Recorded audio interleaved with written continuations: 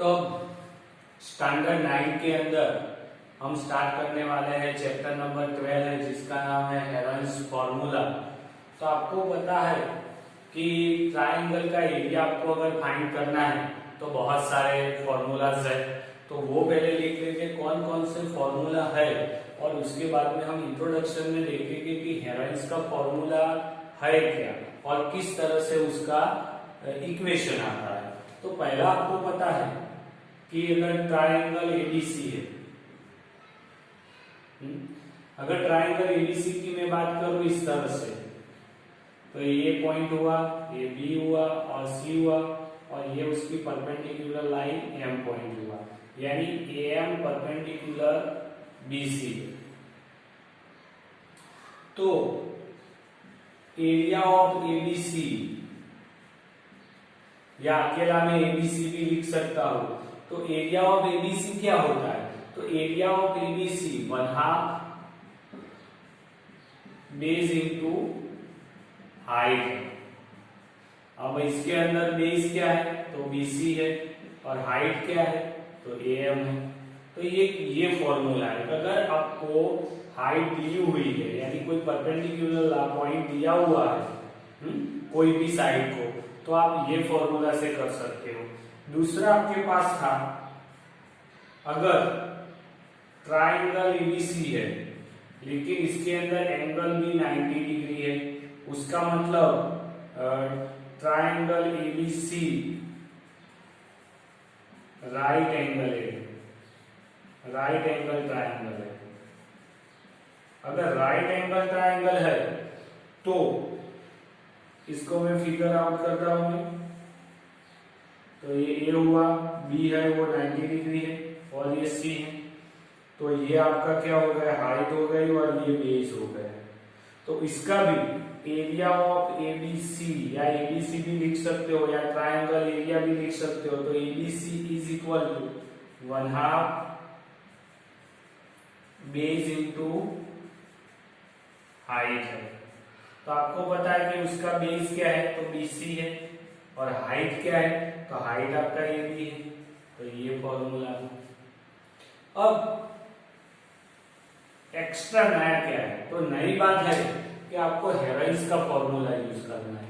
अगर कोई ट्राइंगल है कि इन ट्राइंगल एबीसी, अब देखो कि ये ट्राइंगल है ए बी सी, जिसमें ए बी और सी साइड का आपको माप दिया है, यानी A B is equal to A है, B C is equal to B है, और A C is equal to C दिया हो। ये ए बी सी की जगह पे कोई भी हो सकता है सेंटीमीटर में, या कोई एरिया ढूंढना है तो मीटर में भी हो सकता है। तो वो बात है। तो इसके अंदर तीनों साइड दी हुई, लेकिन ऐसे कोई परपेंडिकुलर वाला कुछ दिया नहीं है। तो अब इसका एरिया कैसे निकालोगे? तो वो एरिया हेरोइन्स के फॉर्मूले से निकालना है। तो इसके लिए आपको क्या करना है? तो semi perimeter, semi perimeter S ढूंढना है। तो A plus B plus C divide by 2 बोल सकता हूं मैं। A plus B plus C यानी क्या हुआ? तो सभी साइड का एडिशन, तो वो पेरीमीटर है। पेरीमीटर बाय 2 करोगे तो मेरे को सेमी पेरीमीटर मिल जाएगी। एस वही है, बराबर है। या आप ऐसे भी दे सकते हो कि semi perimeter S is equal to perimeter by 2। तो पेरीमीटर को ए बी बी सी और ए सी डिवाइड बाय 2 करके भी आप लिख सकते हो उसको। सभी साइड का एडिशन है और डिवाइड बाय 2। तो अगर सेमी पेरीमीटर मिल जाता है तो आप क्या करेंगे? Use Heron's formula. क्या आएगा? एरिया ऑफ एबीसी, तो मैं ये भी लिखता हूं, ABC is equal to S, S minus A, S minus B और एस माइनस सी, और होल का अंडर रूट। यानी आपको क्या करना है? सेमी पेरीमीटर ढूंढ लेना है, और सेमी पेरीमीटर उसके साथ सेमी पेरीमीटर में से हर एक साइड को आपको माइनस करना है और जो आपको आंसर मिलेगा वो आपको डायरेक्टली उसका एरिया मिल जाएगा। इसका मतलब अगर हेवंस का फॉर्मूला आपको यूज करना है तो आपको तीनों साइड ट्राइंगल की दी होगी, तभी आप हेवंस का फॉर्मूला यूज कर सकते हो। अब हम आगे एक्सरसाइज स्टार्ट करने वाले हैं।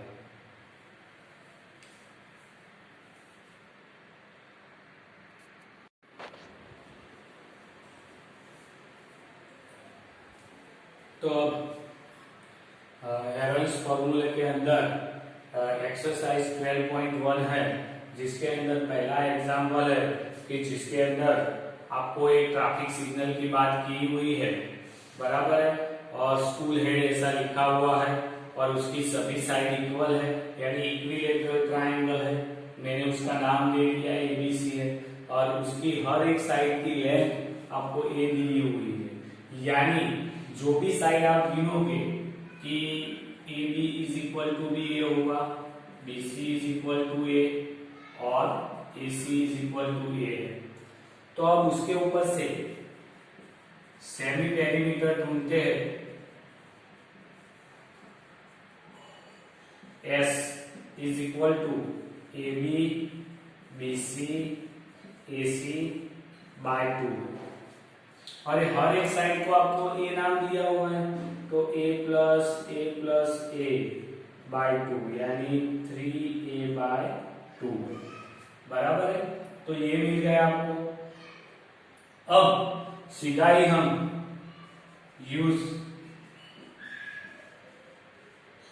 Heavens formula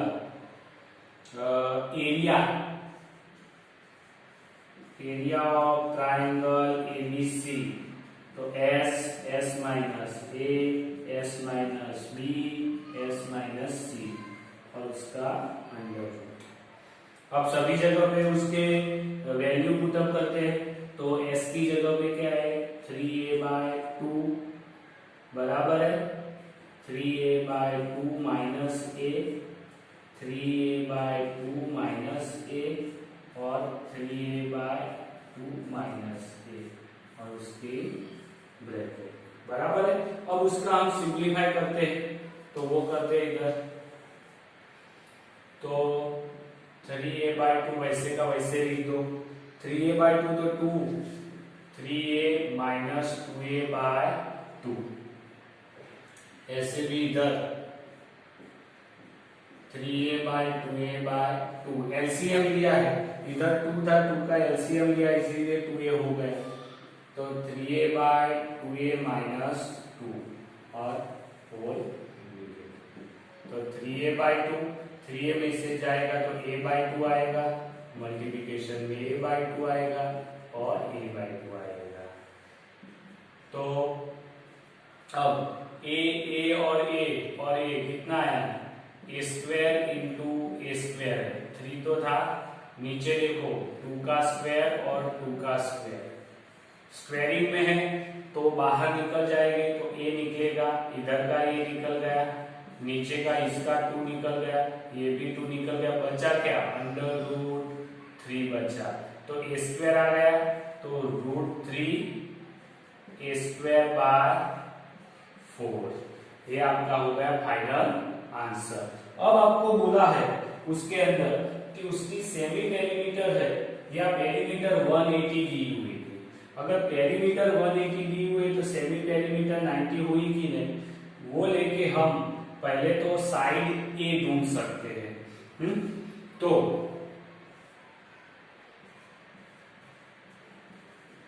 perimeter is equal to A B B C A C है, ये 180 दिया हो और ये a प्लस ए है ना, तो आपको कितना मिलेगा 3a इज इक्वल टू 180 होगा, तो a is equal to 180 by 3 आएगा यानी 60 आएगा, तो आपको a मिल गया a। बस तो हमने ढूंढा था इधर एरिया, तो वही उसके एरिया के अंदर भी मैं लिख सकता हूं इधर, तो ट्राइंगल एबीसी एरिया कितना आया था रूट 3/4 a² आएगा, लेकिन a की वैल्यू मिल गई। अभी 180 किस में दिया है? सेंटीमीटर में, इसीलिए इसको भी cm बोलते हैं, उसकी साइड का माप। तो √3 का वैसे नीचे 4 और ये क्या है? 60 × 60 बराबर है। तो √3 अब 4 से 15 4 जा, तो ये 4 कट जाएगा, तो इधर से निकाल देते हैं 4 को। बचा क्या?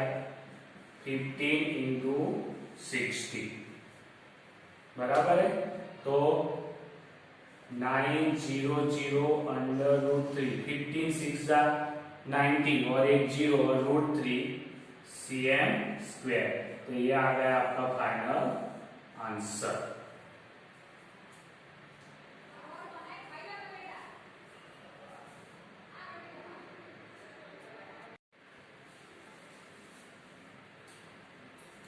अब क्वेश्चन नंबर 2 है, जिसके अंदर आपको एक फ्लाईओवर है, उसकी 3 साइड, यानी फ्लाईओवर है वो ट्रायंगल शेप का है, उसकी एक साइड, और जिसके आपको मेजरमेंट दिया हुआ है, जिससे कि a = 122 मीटर है, b = 120 मीटर है और c = 20 मीटर दिया हुआ है।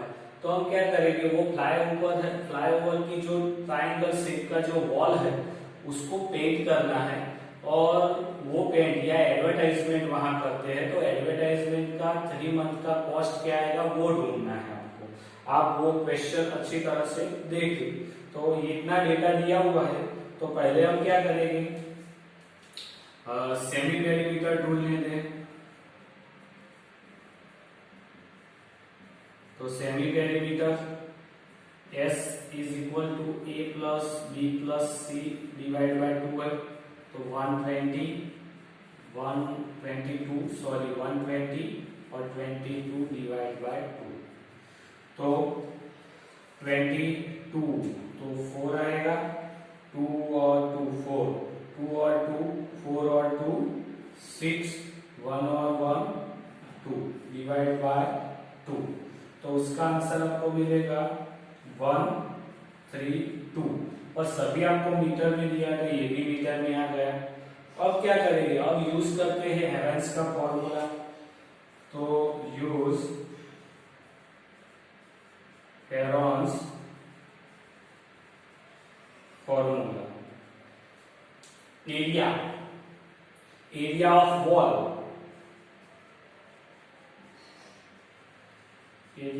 Wall, is equal to S minus A, S minus B और S माइनस C, और उसका अंडर बराबर है।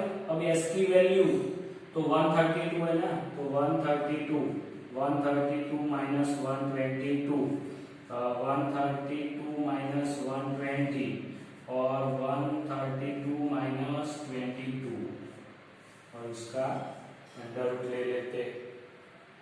तो अब 132 मल्टीप्लाई 132 में से तो 10 आएगा, बराबर है कि नहीं? 2 में से 2 0 और 1, और 132 में से 120 जाएगा, बराबर है, तो 12 आएगा,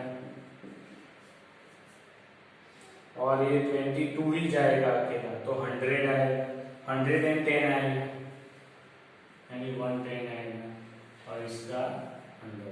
अब 132 वो 11 से डिवाइड होगा, क्योंकि इसके अंदर भी 11 है, तो 11 1 जा 11 जा, 2 और 2 आया, यानी 12 जितना आता है, यानी 11 × 12 10 12। 132 के ये दो फैक्टर है, 11 मल्टीप्लाई 12, 10 वही का वही 12 है, और इसके फैक्टर आएगा 100, 11 × 10, 110 है तो 11 × 10। ऐसा क्यों किया? तो आपने भी स्टैंडर्ड 1 में किया होगा, वो स्क्वायरिंग करने का। तो ऐसे मैंने जोड़ बना रहा हूं, देखो 11 की दो बार हो गया, तो 11 स्क्वायर, 12 का भी स्क्वायर और 10 का भी स्क्वायर, 11 का स्क्वायर, 12 का स्क्वायर, 10 का स्क्वायर और उसका अंडर रूट। तो अंडर रूट में से स्क्वायर वाले निकल जाएंगे, तो 11 12 और 10 आएगा। तो 11 12 था तो 132 था, और ये 0 लग गया, तो तो ये आ गया आपको मीटर में है, तो मीटर स्क्वायर आ गया एरिया। अब आपको बोला हुआ है इक्वेशन में आप देखोगे तो आपको बोला हुआ है कि एनुअल रेंट दिया हुआ है, आपको 3 मंथ का ढूंढना है ना? तो एनुअल रेंट है, एनुअल रेंट ऑफ वॉल, वो आपको दिया हुआ है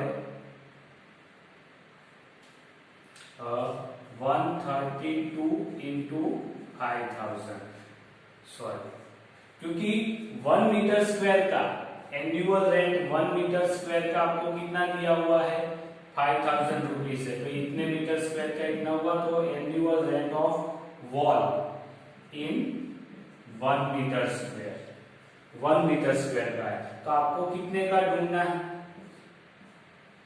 आपको सॉरी 1 मीटर स्क्वायर का एनुअल रेंट है, लेकिन ये 1 ईयर का है, 1 मीटर के हिसाब से आपको कितने का ढूंढना है, तो 3 मंथ्स का, तो 3 months rent is equal to, इधर मीटर स्क्वायर लिखने की जरूरत नहीं क्योंकि ये तो पूरे 1320 मीटर स्क्वायर का आया और इसका आंसर ये रुपीस में होगा। तो आपको 3 मंथ्स का ढूंढना है ना, ये आपको एनुअली दिया हुआ है, तो 3/12, क्योंकि एनुअल के मंथ्स कितने रहते हैं, तो मैं 12 मंथ्स इधर लिख सकता हूं,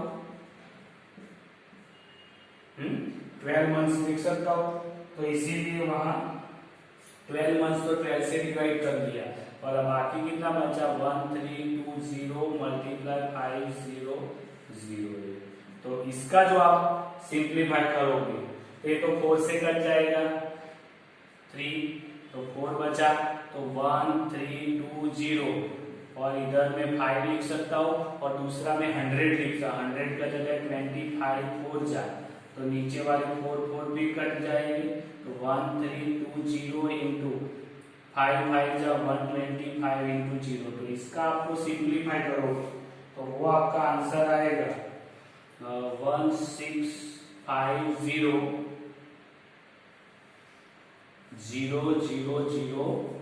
रुपीस। तो ये आपको मिल गया 3 मंथ्स का, क्योंकि ये एनुअली था यानी 12 मंथ्स का था, तो 3 मंथ्स ना करना है आपको, तो 3/12 करके ये पूरा लिख देना है, तो आपको आंसर ये मिल गया है।